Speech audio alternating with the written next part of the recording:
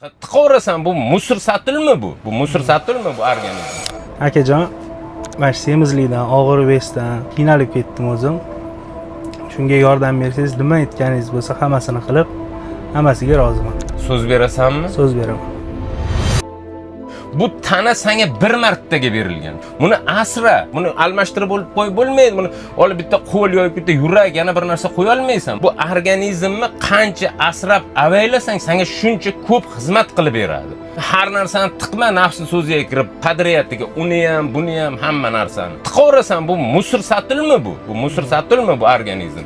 Xohlagan narsani tiqasan. Men endi hech nima yeyishim kerak emasmi? Yemasam yurolmayman-ku.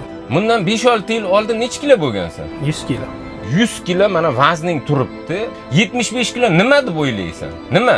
Sani bu azongmi, qo'lingmi, oyog'ing kattardimi? Nima deb? 75 kilo sen yegan mana beringda burger turibdi, mana beringda shakar turibdi. Hamma sen yegan ovqatlar sen bo'latursan. Senda bor hamma narsa. Sen quyosh nuri ostida, oy shu'lasi ostida tuproqda o'sgan mahsulotlarni iste'mol qilishing kerak.